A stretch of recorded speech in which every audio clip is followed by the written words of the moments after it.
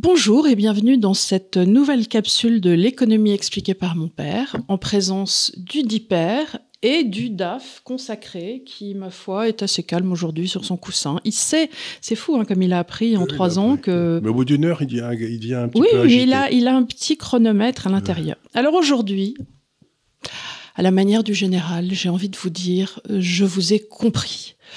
Vous n'arrêtez pas de me dire, on en a marre de Charles qui dit que des trucs négatifs, on va tous mourir, c'est l'enfer et tout.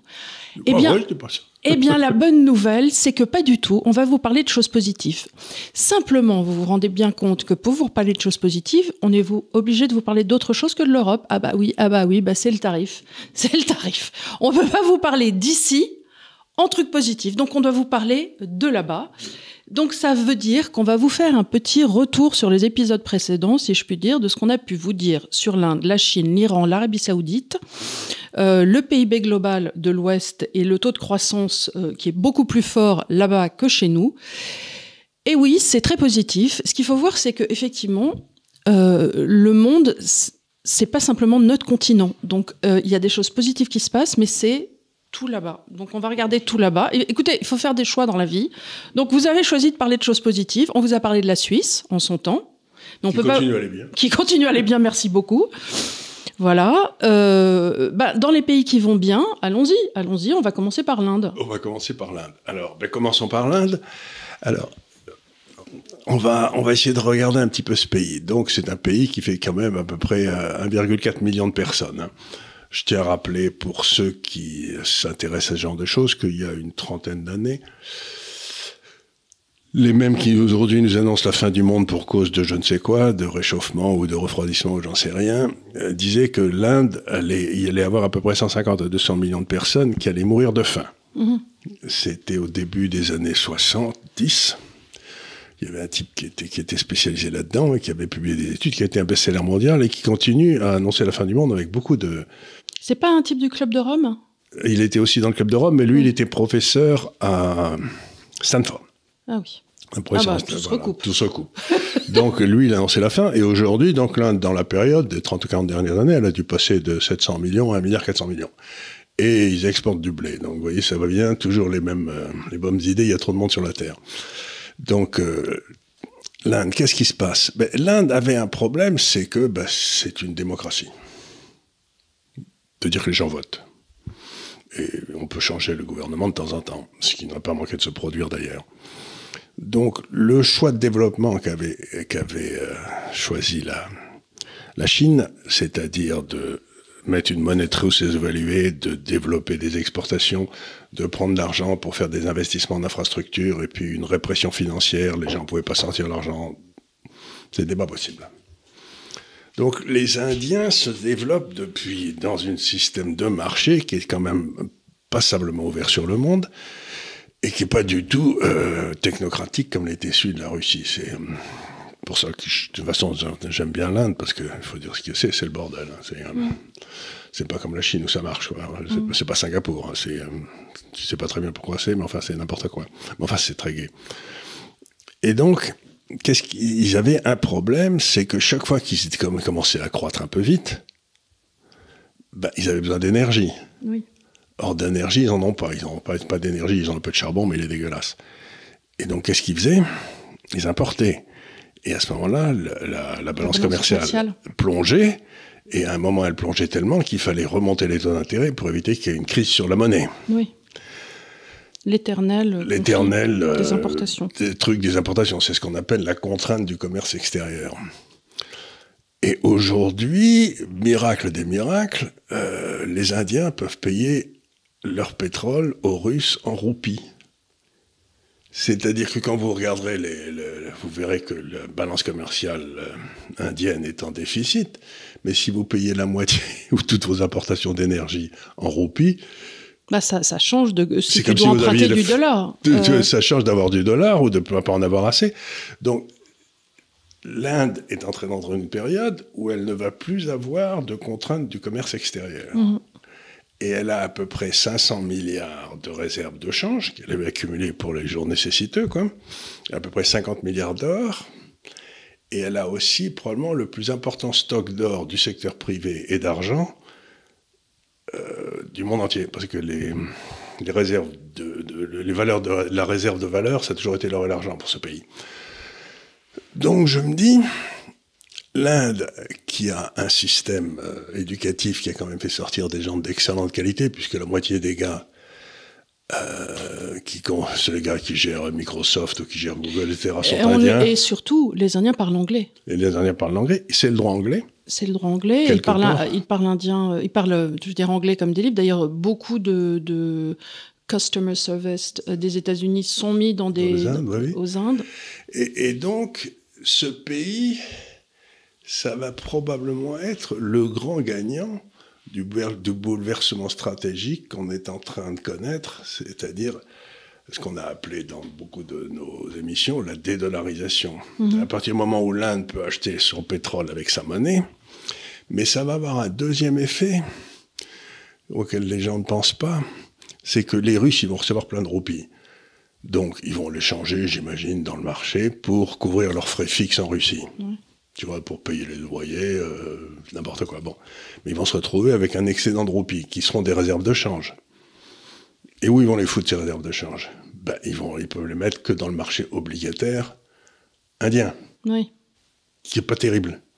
Mais du coup, ça va donner une profondeur, une liquidité au marché obligataire indien, ce qui fait que les Indiens n'auront plus besoin d'aller emprunter des dollars parce qu'il n'y a pas de marché obligataire indien. C'est-à-dire que les Russes qui ont trop de roupies, ils vont peut-être les prêter aux entrepreneurs indiens qui n'en ont pas assez.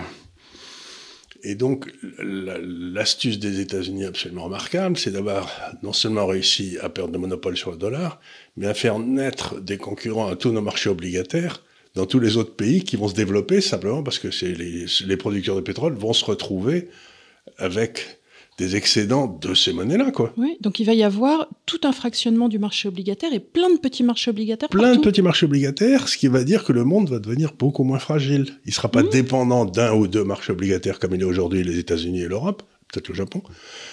Bon, enfin, le Japon, c'est une affaire entre eux.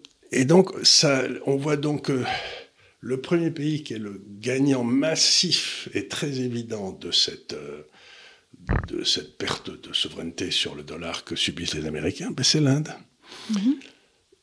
Et donc, c'est la première des choses que je voudrais dire, c'est regarder le marché indien, parce que vous avez quand même d'abord encore une croissance démographique, des besoins d'infrastructures absolument gigantesques, parce qu'il faut qu'ils fassent des routes, des hôpitaux, ne serait-ce que parce qu'ils n'en ont pas fait beaucoup, ils sont très en retard sur la Chine.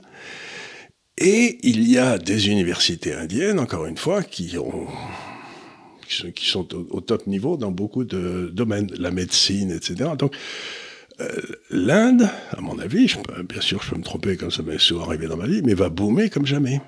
Alors moi, j'ai une question. J'ai un vieux reliquat de quelque chose qui me fait dire à l'époque que l'Inde allait avoir un problème parce qu'il n'y avait pas assez de femmes.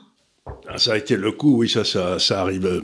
C'est vrai, ça. Et d'ailleurs, il y a un grand problème en Inde, c'est les viols. Oui, c'est les viols, oui. D'ailleurs, les pilules du lendemain sont mises sur les comptoirs parce qu'il y a un vrai problème. Les femmes vont faire pipi la nuit. On est quand même dans des... Voilà. Oui. Et il y a des viols à ce moment-là partout. Mais il y a un vrai problème, justement, et d'analphabétisation aussi. Alors, pour revenir au le côté embêtant de l'Inde, c'est que dans les campagnes où il y a encore une bonne partie de la population, le système éducatif n'a pas du tout suivi. On a embauché des instituteurs, mais ils se présentent pas, ils font pas l'école.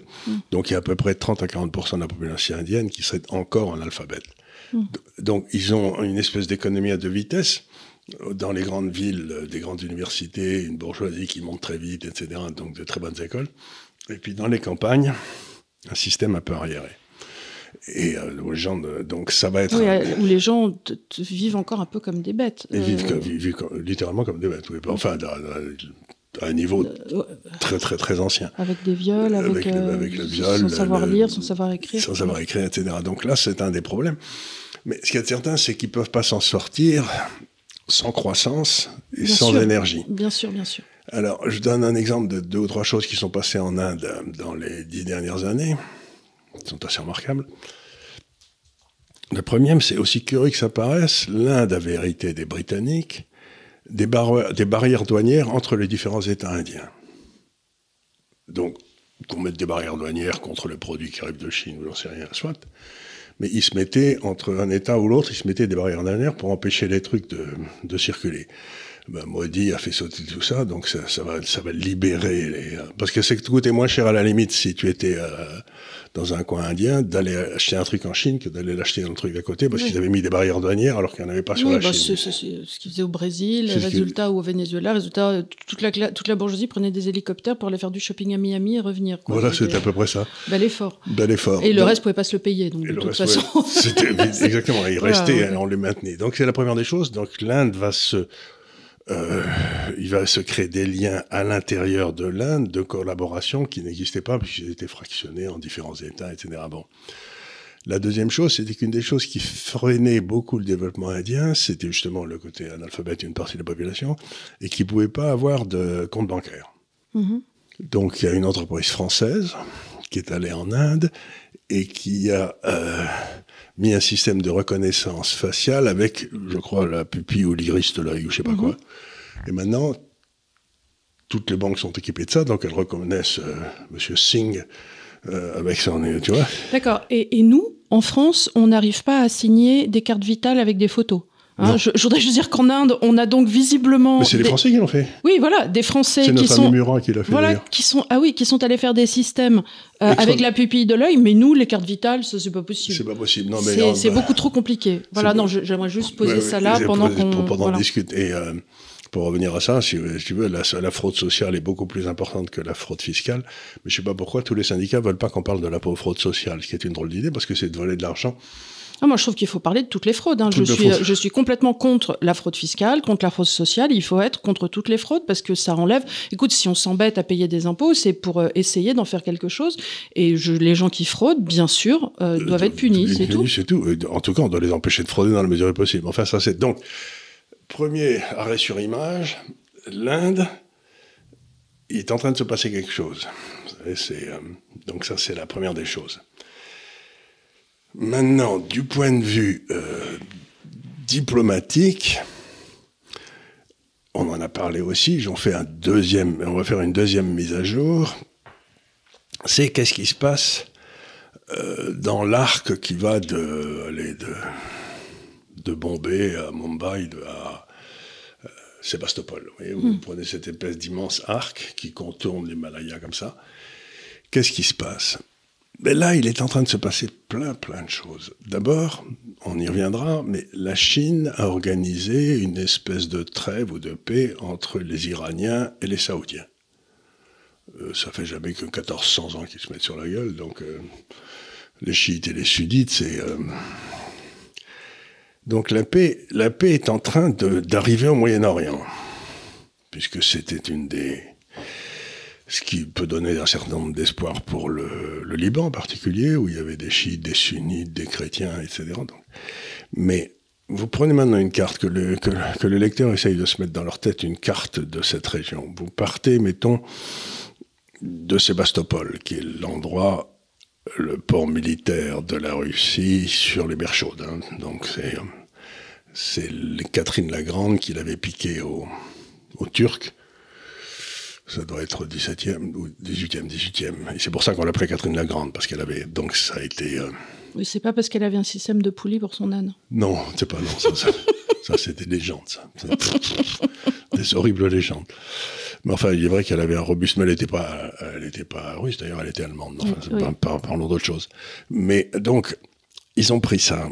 Et à partir de là, ça leur a permis quand même de... garder un œil sur tout ce qui se passait en Turquie, en Syrie, la mer Caspienne, en fait, tout ce que vous voulez. Donc, ils contrôlaient tout ça comme ça. Bon. Maintenant, si la paix éclate au Moyen-Orient, la Chine est en train aussi d'essayer de rapprocher la Turquie et la Syrie, qui se tapent un peu sur la gueule à cause des Kurdes. Qui sont là, les Kurdes. C'est le Turquie, où les élections arrivent... cette semaine, je crois. Oui. Ça va être très important, ces élections. Ça va être très important, ces élections. Donc, on voit bien que si la Turquie se rapproche de la Syrie, à ce moment-là, les Américains n'ont plus rien à faire en Syrie. Il serait temps de leur expliquer quand même. C'est temps qu'ils le comprennent. Mais bon, tu sais que Trump avait donné l'ordre d'enlever les troupes et qu'ils n'ont pas obéi. Et qu'ils n'ont pas obéi, bien sûr. Ils n'ont pas obéi. Donc l'armée américaine a désobéi au président des États-Unis. C'était dans les 2 ou 3 derniers mois. Il avait autre chose à foutre, mais il avait donné l'ordre de sortir. Et pour l'instant, ils disent sans aucun mandat. Et donc, à ce moment-là, tu rapproches la Turquie et la Syrie. Et puis, de la Syrie, tu passes à l'Irak, qui n'est pas vraiment les Américains depuis l'invasion. Tu as l'Iran qui est juste à côté. Et aux confins de tout ça, il y a les gisements de gaz les plus importants du monde, entre le Qatar, l'Irak, l'Iran. Et quand j'étais jeune, les types de la Française des Pétroles, qui était l'ancêtre de Total, me disaient qu'il y avait plus de pétrole en Irak qu'il y en avait en Arabie Saoudite. C'est possible. Donc, mais que pour l'instant, on le laisse... Enfin bref. Après, il y a des questions... de frontières, parce qu'ils font des forages qui partent dans le territoire d'à côté, enfin surtout dans la mer, bref.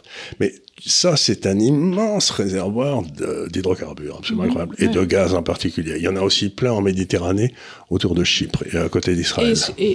Est-ce qu'on a vraiment inspecté tous les endroits? Parce que si ça se trouve, il y a aussi plein d'endroits qu'on n'a pas forés. On sait qui est, mais pour l'instant, il faut qu'il y ait un peu une paix civile pour que tu puisses bien sûr, faire des trous, envoyer des camions, bâtir des pipelines. Dans des endroits non sécurisés. Et donc, tu as cet immense réservoir d'hydrocarbures. Puis après l'Iran, il y a le Pakistan, et après le Pakistan, il y a l'Inde. Donc, avec l'aide de la Russie, c'est peut-être la première fois que l'Inde va avoir accès direct, avec des pipelines, etc., à de l'énergie qui arrivera. Et ça va, encore une fois, tout changer pour l'Inde. Parce qu'à ce moment-là, ça passe plus par la mer, ça passe plus par les...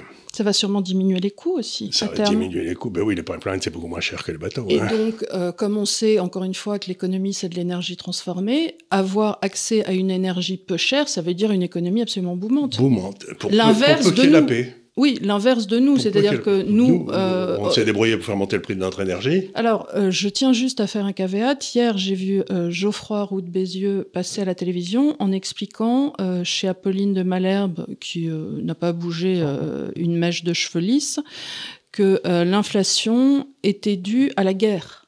Oui. Donc, visiblement, personne n'est suffisamment intelligent pour expliquer que l'inflation est un phénomène monétaire, et surtout qu'on peut faire et dire comme...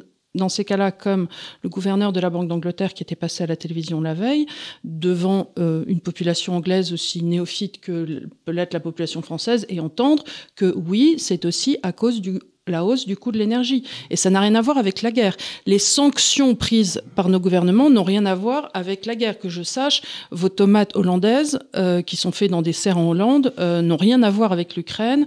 Pareil du coût de votre poulet, qui n'est pas fait en Ukraine. Ou des engrais qui sont faits. Voilà. Donc, non, mais ça, on y reviendra à l'inflation, parce que c'est un des problèmes. Je viens de lire une série d'articles. Les gens commencent à m'expliquer que l'inflation est d'origine psychologique. Je leur dis... Non, mais ma réflexion, c'était pour dire énergie pas chère, croissance, énergie très chère, pays à la rame, comme on est en train d'être en ce moment. C'est juste un pendant. On va faire monter le CO2. Les impôts CO2 en Europe. Oui, on va avoir une taxe. On va avoir une taxe spéciale. On va augmenter cette taxe spéciale. Donc, si les gens se rendent compte, dans cette zone, en oubliant même l'Inde, il y a à peu près pas loin d'1 milliard de gens qui sont là et qui font le contour, dans le fond, qui vont de la Russie à la Turquie, en passant par... Donc vous avez beaucoup de gens, et beaucoup de gens que vous reliez, pour ainsi dire, pacifiquement, pour la première fois dans l'histoire. C'est donc qu'il peut y avoir ce que j'appelle une croissance ricardienne, c'est-à-dire tout le monde se met à faire ce qui fait le mieux.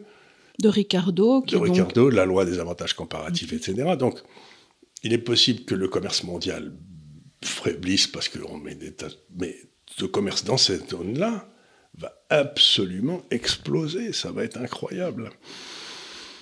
Et donc, il me semble que il faut regarder la Turquie, deuxième point après l'Inde, il faut la regarder la Turquie avec beaucoup d'intérêt, parce que la Turquie, finalement, ça a toujours été une des puissances dominantes, même avant même les musulmans, enfin le Byzance, etc.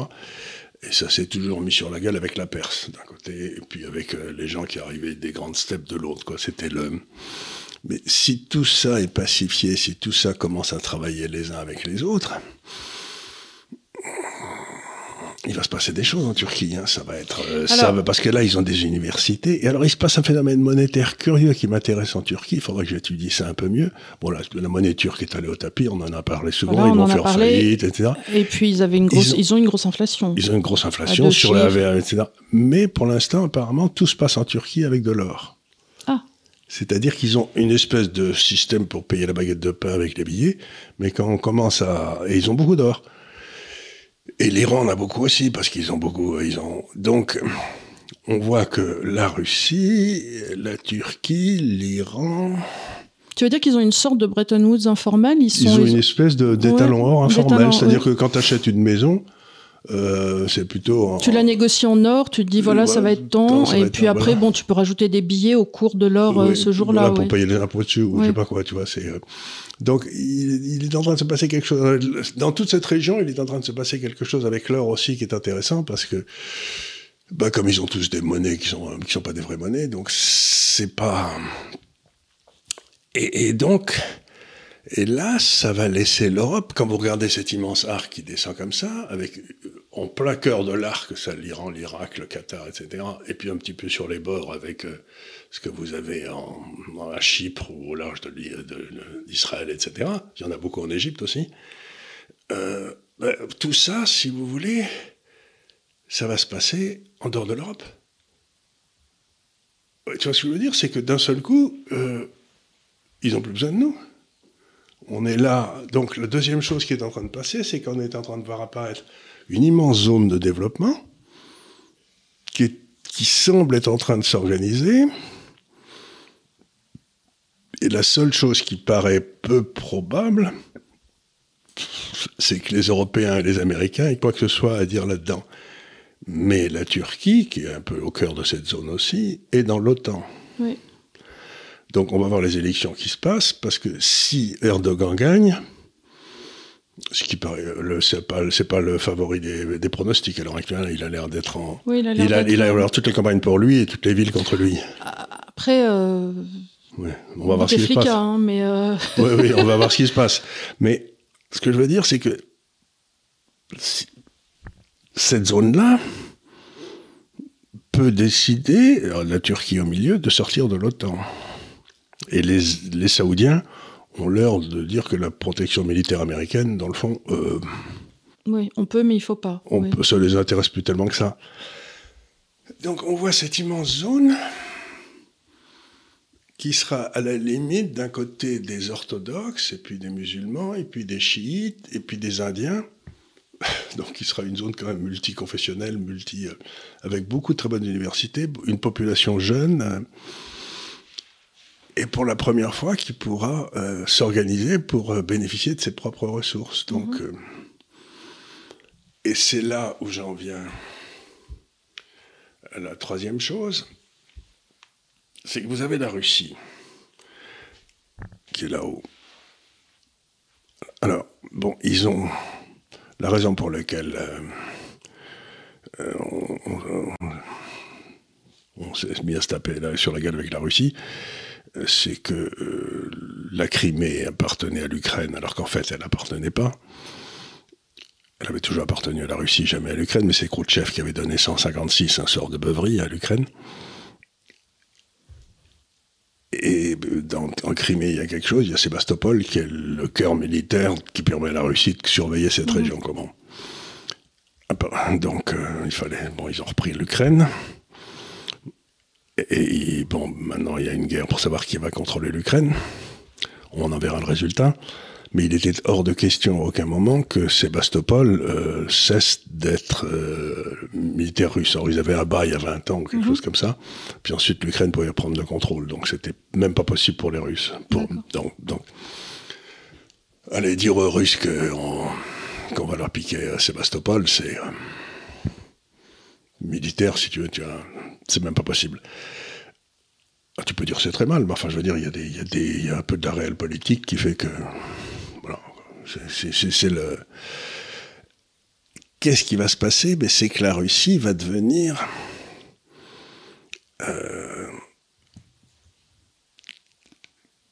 un peu une des 2 ou 3 puissances militaires tutélaires du coin. Oui.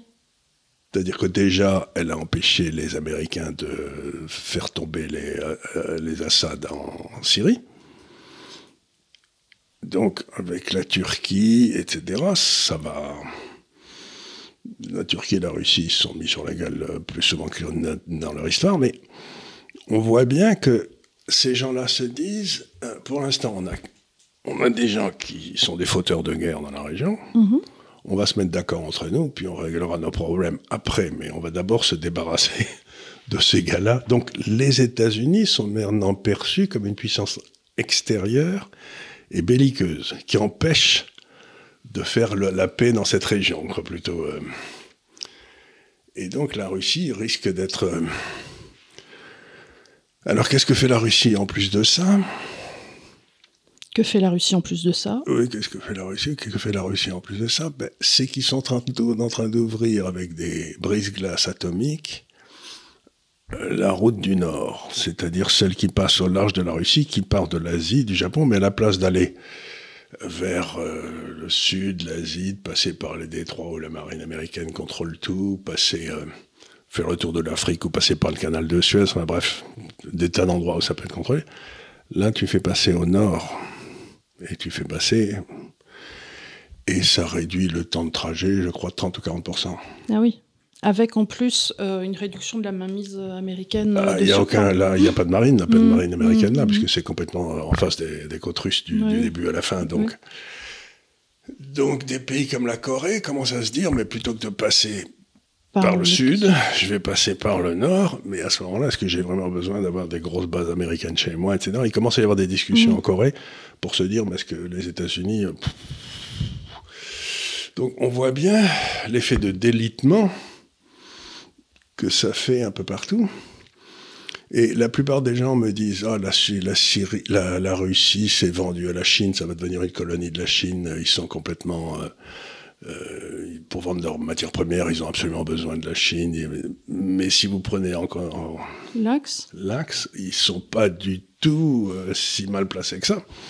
Bah oui, puis ils ne sont pas du tout sur une monoclientèle. Ils n'ont pas que, puisqu'ils ont l'Inde, puisqu'ils ont l'Arabie... Enfin bon, ils ne vont pas vendre. Et donc, on voit bien ça. Et cette zone-là va boomer. Oui.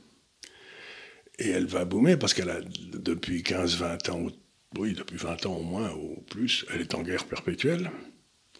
Donc il faut rebâtir l'Irak, il faut rebâtir... Oui, il va y avoir une demande de restructure, pour les infrastructures, comme il y a eu en France post-45. C'est exactement ça. Toutes les croissances... D'ailleurs, la Chine arrive à son point de statique pour ça, parce qu'elle a massivement investi depuis 20 ans. Elle sait le faire.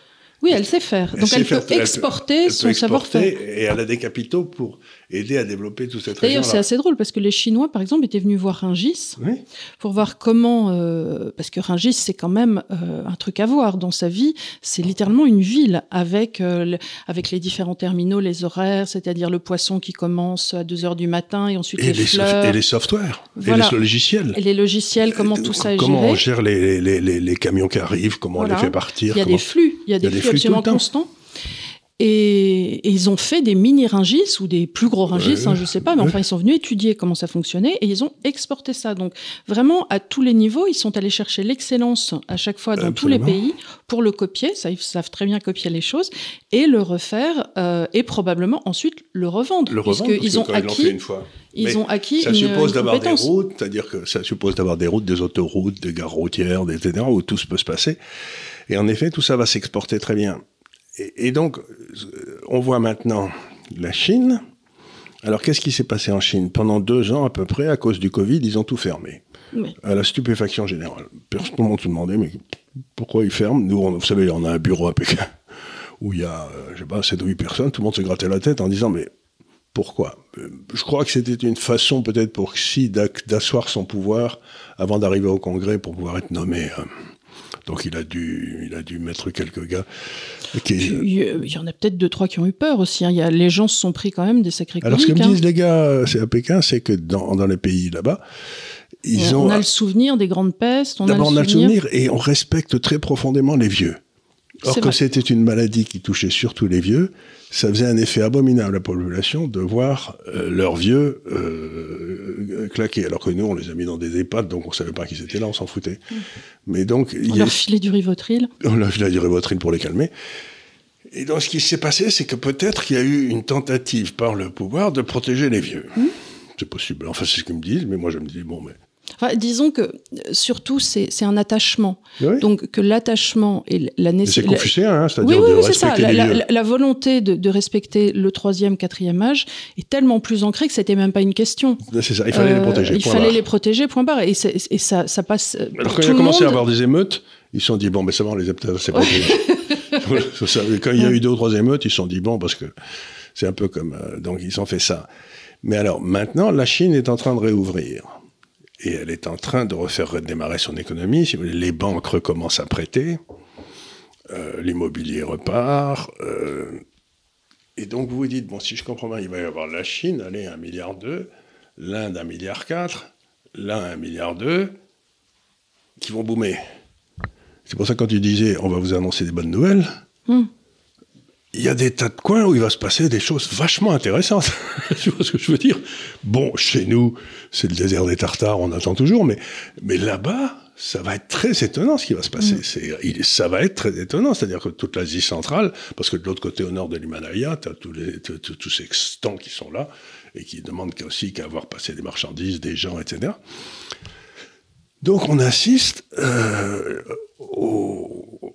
quelque chose qui s'était rarement produit dans l'histoire, l'espèce de confluence entre le sous-continent, c'est-à-dire l'Inde, et puis le sud-ouest de toute l'Asie, comme ça. Et puis l'est de l'Asie a déjà été développé sous le truc de la Chine. Ce qui fait qu'aujourd'hui, si on regarde le PIB mondial, il y a ce qu'on appelle... le vieux Ouest, Old West, c'est-à-dire nous, les États-Unis, puis tous les pays qui sont à peu près développés, bref. Et puis il y a ce qu'on appelle le Global South, c'est-à-dire tous ces pays-là, tous ces pays-là dont je viens de parler, même si la Russie n'est pas au South. Enfin, c'est le sud de la Russie qui s'y met. Eh bien, pour la première fois dans l'histoire, le Global South a un PIB qui est plus important que le Global West. Et qui croît beaucoup plus vite. C'est-à-dire que les gens pensaient que le basculement allait se passer vers le Pacifique. En fait, il a l'air d'être en train de se passer vers l'océan Indien. Ce qui est pas du tout la même chose. Hein. Tout le monde pensait que ça allait se passer là-bas vers la Chine, la Corée. Peut-être pas. C'est peut-être l'océan Indien qui va être le nouvel axe. Et donc l'île Maurice va devenir... L'île Maurice pourrait être un des centres financiers de ça. C'est-à-dire ça pourrait être tout à fait... on se marre parce que le GAFCAL a décidé d'ouvrir un bureau à l'île Maurice de gestion de patrimoine privé. Donc c'est rigolo, quoi. Ça prouve qu'il y a des gens chez nous qui réfléchissent, quoi. On était arrivé à Hong Kong il y a 20 ans, nous, en disant que tout allait se passer en Asie, donc on avait quitté Londres pour aller à Hong Kong. Donc maintenant, on est toujours à Hong Kong, on est toujours à Pékin, mais on met un petit truc à l'île Maurice pour aider les gens à gérer leur... De toute façon, au pire, les gens qui sont sur place vont plutôt bien le vivre. Ah ben les gens qui sont sur place, ils vont le bien vivre. Et l'île Maurice est un merveilleux endroit aussi pour tenir toute la côte est de l'Afrique, pour voir la côte est de l'Afrique, parce que c'est là, vous avez... c'est là où il y a tous les... où il y a aussi beaucoup de développements qui vont se passer, parce que toute cette côte est de l'Afrique va être aussi extraordinairement impactée par tout ce qui se passe. Parce que il y a déjà énormément d'investissements chinois. Mais là, il va y avoir des investissements russes, des investissements indiens, des investissements... ça va y aller. Donc, si j'ose dire, toute cette région-là, c'est un peu l'Europe en 1950, quoi. C'est-à-dire qu'à la veille c'est-à-dire l'ordre américain qui se rompt va laisser la place sans doute à des ordres régionaux, et celui-là, ce sera sans doute un des plus prégnants, un des plus visibles, un des plus forts, quoi. Donc c'est assez rigolo quand même. Et là aussi, ça amène dans le fond le cœur de la puissance militaire américaine, c'est les 12 flottes avec leurs porte-avions. Oui. Et si tu te dis l'Arabie Saoudite et l'Iran deviennent amis, allez, hypothèse farfelue, je ne sais plus laquelle, c'est la 7e ou la 8e ou je ne sais plus quoi, flotte qui est juste le détroit tu sais, qui permet de sortir tout le pétrole d'Arabie Saoudite. Eh bien, ce détroit-là, il y a une immense base américaine qui est à Bahreïn, là, Oui. et qui contrôle l'entrée et la sortie du détroit. Mais d'abord, si le pétrole remonte vers l'Inde plutôt que de filer vers nous, le détroit, et ensuite, si l'Iran et l'Arabie Saoudite disent « Pourquoi vous avez une base là on est assez grand pour s'en occuper tout seul », c'est-à-dire que la manœuvre russe passe par les terres. Et le cœur de la puissance américaine, c'est l'héritier de la puissance anglaise, c'était par les mers. La plus grosse partie du commerce international se faisait par la mer, toujours. Bien sûr, bien sûr. C'était beaucoup moins cher. Et ben là, si tu veux, donc ça amène aussi les États-Unis à se dire, mais je dépense un argent gigantesque pour contrôler la mer, mais si plus rien ne passe par la mer, à quoi ça me sert, quoi ?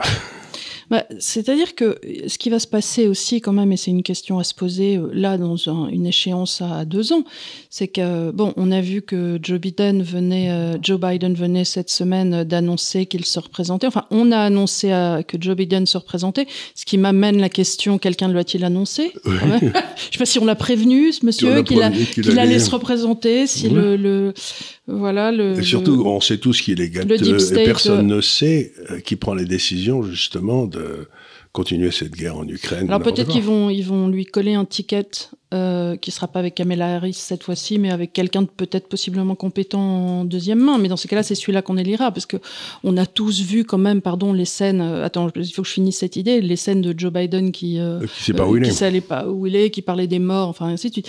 Donc la question qui se pose, c'est qu'avec une élection qui sera peut-être redonnée à des républicains ou alors à un démocrate comme Kennedy... la question souvent, en tout cas chez les républicains, est le coût que ça représente, en tout cas chez les libertariens qui sont quand même encore présents, et de dire, voilà, pourquoi les États-Unis conservent une force militaire aussi grande. Donc d'eux-mêmes, peut-être, ils vont être amenés à se poser la question déjà. C'est une question très intéressante, parce que ce que tu dis est passionnant, parce que dans toute ma vie, les républicains étaient pour plus de dépenses militaires et pour aller casser la gueule à ces salopards à l'étranger. C'est-à-dire, je sais pas leur casser la gueule, mais les convaincre que la démocratie, c'était bien, quoi. Et puis de l'autre côté, les démocrates, ils étaient contre la guerre. Mais ça s'est inversé ? Ça s'est complètement inversé. Maintenant, ce sont les républicains, et en particulier la branche, comme tu le dis, plutôt libertarienne, comme Rand Paul ou n'importe quoi, qui disent... Ça suffit les dépenses. Ça suffit les dépenses. Arrêter avec le... C'est le message aussi du fils de Robert Kennedy, là, qui se présente aussi. Et puis de l'autre côté, vous avez les démocrates qui sont complètement en alliance avec les grands médias et qui sont aussi pour tout ce qui est censure. Donc il y a une espèce d'alliance. Pro-vaccin aussi, on a cette alliance aussi avec des gens comme Bill Gates. Oui, c'est ça. Dans une espèce d'ordonnancement mondial, c'est-à-dire une sorte de vision sur les plutocrates. Enfin, tu vois, les plutocrates pensent qu'ils sont mieux à même de gérer le monde. Voilà. Et de nous expliquer que ils vont s'occuper des campagnes de vaccination, ils vont pacifier le territoire et le Moyen-Orient. On l'a vu. Et voilà. Donc, et ça, c'est devenu très fort chez les démocrates, alors que autrefois, c'était une vision républicaine qui était plus on va vous apporter la paix et puis des compresses. Oui. Maintenant, c'est devenu... Et puis, il y a une recherche de l'argent aussi, quand même. Et, tandis qu'on voit très bien que les États-Unis, aujourd'hui, sont gouvernés par le lobby de l'industrie pharmaceutique, le lobby de l'industrie de la guerre et le lobby des médias. C'est-à-dire qui sont... Et ces trois-là... Parce qu'il y a quelque chose qui me surprend beaucoup aux États-Unis, c'est quand même, il y a quand même toute une série d'histoires très bizarres qui sont sorties, la fondation Clinton, enfin je pourrais vous en donner 25 exemples, et il n'y a jamais de poursuite judiciaire. Et je ne sais pas, là je vais dire... Ce qui blesse quand même pas toi, quoi. Je vais mettre l'éléphant au milieu du salon, mais je ne sais pas si Poutine aurait envahi l'Ukraine sous Trump. Sûrement pas. Sûrement pas, parce que Trump aurait tout à fait accepté ce que demandait Poutine depuis le début, qui était que l'Ukraine devienne neutre, que l'Ukraine prenne la décision de ne jamais rentrer dans l'OTAN. Voilà. Et de là, quelque part, cette... à partir du moment escalade. Je sais, j'en ai discuté avec des hommes, des démocrates, j'en ai discuté, des néocons, qui sont d'anciens types d'extrême gauche, qui ont viré complètement à l'extrême droite, et qui sont, bon, il y a les frères Kagan, il y a Valérie Nuland, il y a toute une série de gens comme ça, qui ont pris le contrôle du ministère des Affaires étrangères. C'est eux qui avaient fait le coup d'État de Maïdan, où ils avaient viré un président de la République qui était favorable aux Russes. Donc on voit bien qu'aux États-Unis, depuis quelque temps, il y a... je peux raconter une anecdote qui m'a laissé absolument glacé. Wesley Clark, ça te dit rien, j'imagine. Wesley Clark, c'était le patron de l'OTAN. Général, 3 ou 4 étoiles. Multidécoré, très bien, un type très bien. Patron de l'OTAN. Donc, il raconte qu'il a pris sa retraite vers 2000-2002. C'était le militaire le plus haut gradé des États-Unis. Hein, tu vois, donc, il va faire un tour au Pentagone, un petit peu à la retraite, pour voir ce qui se passait. Il y a un de ses anciens officiers qui l'appelle en général pour venir me voir. Et le type lui dit on a décidé d'envahir l'Irak. Alors il y a Wesley Clark qui dit pourquoi ? Le type dit je sais pas, mais d'après ce que je comprends, on a une armée qui est en état de marche, donc il faut lui faire quelque chose sans ça va s'embêter. Ils ont la bombe atomique. Donc ils ont bon, il dit Wesley Clark est un peu surpris, mais il le raconte, vous pouvez le voir sur toutes les chaînes de télévision, vous tapez Wesley Clark, vous le trouvez. Puis ensuite, quelques temps après, il retourne au Pentagone, le même type lui dit mon général venez me voir, il dit voilà, j'ai un papier que je viens de recevoir, là, top secret et tout. On a pris la décision d'envahir 5 ou 6 pays dans les 3 ans qui viennent. L'Iran, ah oui. le Soudan, où c'était libre choix. La Syrie, la Libye, enfin 5 ou 6 pays. Et c'est clair, et pourquoi parce qu'on peut, on va le faire, on veut faire des changements de régime, on va amener la paix dans cette région, etc. Et quelque part, c'est ce qu'ils ont fait. Mais donc tu vois que ce désir de rentrer dans les gens, ça a commencé avec Clinton, ça continue avec Bush, puis ensuite on a eu Obama, ça a continué, puis avec Trump, ça s'est arrêté, et avec une rage qui s'est pas démentie. Bon, il n'a pas été élu, et puis ça continue. Et moi, ce que j'essaye de dire à mes amis américains, Dieu sait que j'en ai, on a même de la famille aux États-Unis, je leur dis, mais pourquoi vous voulez aller taper sur les gens comme ça ? Qu'est-ce qu'ils vous ont fait ? Ils veulent être la principale puissance militaire. Bon. Mais le but d'une armée, c'est pas d'écrabouiller les autres, c'est d'empêcher que ton pays soit écrabouillé. Et ça, ils ont tout ce qu'il faut pour éviter que leur pays soit écrabouillé. Après, il y a peut-être justement ce fort lobby militaire qui touche un pognon. Qui touche un pognon, parce que pendant qu'ils font des guerres... Quand on donne 100 milliards, on a donné 100 milliards à, je ne sais plus combien, à l'Ukraine. On les a donnés, en fait, à l'industrie de l'armement américaine. Évidemment. C'est tout ce qu'on a fait. On a donné ces 100 milliards à l'industrie de l'armement américaine, et c'est le déficit budgétaire qui paye. Et donc là, il y a un vrai problème, c'est que, je répète ce que j'ai dit souvent, c'est qu'il y a une espèce de classe criminelle qui a pris le contrôle des États-Unis à peu près au moment des Clinton, et qui continue à faire du mal, quoi. Et donc, comment on s'en débarrasse, comment les Américains s'en débarrassent, je ne sais pas trop comment ça va se passer, mais aujourd'hui, on sent bien qu'il y a une... Et là, ce sénateur, enfin, il est sénateur, Kennedy, là. Non, il n'est pas sénateur, il était, je ne sais pas ce qu'il était, mais enfin, donc le fils. Le fils de Robert. Le fils de Robert, qui a été assassiné. Était sénateur. Robert a été sénateur, ministre de la Justice. Voilà. Il a été assassiné par... dans les cuisines, là, quand il passait... Oui. Ouais. Bon, bref. Et la bonne nouvelle, c'est qu'en arrivant par la gauche, ça pourrait peut-être nettoyer... Enfin, la gauche... lui, il dit que le Parti démocrate n'est plus du tout le Parti démocrate qu'il a connu. Donc il pourrait peut-être nettoyer ce marigot. Il y a des gens qui disent, dans le fond, ce qu'il faudrait, c'est faire un ticket Trump-Kennedy. Non, mais honnêtement, beaucoup. En passant par la gauche... à une époque où on est dans les bons sentiments, dans tout ça et tout, c'est pas idiot. C'est comme tu disais la semaine dernière, et c'est un peu vrai, qu'en France, on peut pas faire des réformes par la droite depuis un moment. Et la dernière réforme qu'il y a eu d'intelligente, en tout cas en économie, qui soit un peu libérale, c'était par Bérégovoy. Et quelquefois, je rigolais sur mes réseaux sociaux en disant qu'être une femme de droite, c'était à peu près ce qu'il y avait de pire, parce qu'en plus, en tant que femme, en tout cas, il n'y a pas d'espace pour parler, hein, parce que c'est un milieu quand même très misogyne encore, et alors qu'à gauche c'est beaucoup plus, et quelque part si tu veux faire passer tes idées... À gauche ils disent qu'ils veulent bien faire parler les femmes, en fait... écoute, Sandrine Rousseau, on l'entend toute la journée. Hein. Ah ben attends, elle m'en a sorti une bonne, c'est que je sais pas si c'est vrai, c'était peut-être une blague sur le réseau, parce que elle réclamait le braille sur les autoroutes. Non, ça devait être une blague. Mais je sais pas, mais ça me semblait pas complètement impossible. Bah, sur les panneaux, non. Après, sur les aires d'autoroute pour aller faire pipi, peut-être. Mais elle réclamait le braille sur l'autoroute. J'avais trouvé ça, tiens, c'est intéressant. Non, ça doit être parce que, comme effectivement, il y a tous ces faux comptes, les sardines ruisseaux, tout ça, qui nourrissent, tu vois. Je sais pas. Non, mais donc, ce qu'on voulait vous dire là, c'est un truc important, c'est que ça bouge énormément, que pour toute une partie du monde, ça bouge vers la paix. Et ça, c'est une bonne nouvelle. Et ça, c'est une bonne nouvelle. En particulier, tout le Moyen-Orient, qui a toujours été un panier de crabes pas croyable. Et ça a l'air Moi, j'ai du mal quand on me dit on va aller pacifier le Moyen-Orient, parce que structurellement, ils se sont mis sur la gueule depuis la nuit des temps. Se souvient-on d'une époque où c'était pas un nid de crabe? Quand il y avait les Turcs qui étaient là, s'il y en avait un qui bougeait, il avait une espérance de vie réduite, mais sinon... Voilà, donc en fait, ce qu'on dit, c'est qu'il faut avoir... un mâle alpha quelque part sur le territoire qui coupe les têtes. Oui, il faut, ou alors... Ce que les États-Unis n'ont jamais réussi à être. Non, ils sont pas... Mais ce qu'on peut peut-être espérer, c'est que chacun des pays devienne suffisamment fort pour cesser d'avoir peur des autres. Et dis-moi, est-ce que le Liban pourrait profiter de... Ah oui, massivement.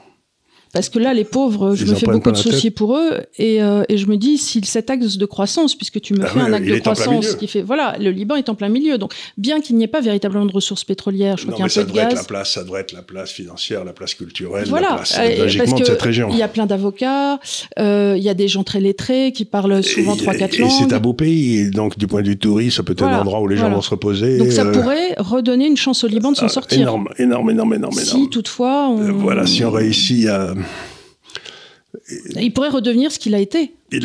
Un Liban différent, parce qu'il sera pas du tout, il sera beaucoup moins un chrétien qu'il ne l'a été, mais le territoire est toujours le même. Le territoire est toujours le même. Il y a la Bekaa qui est superbe, qui est riche agriculturellement, etc. Puis il serait adossé à la Syrie quelque part. Donc en effet, le Liban, ça pourrait être une des heureuses surprises de cette zone. Cette montée, parce que c'est toujours... Et puis eux, ils sont organisés pour passer par la Syrie vers le Golfe Persique, etc. Ils l'ont toujours fait. Et puis il y a des Libanais partout par là. Il y en a plein en Afrique aussi.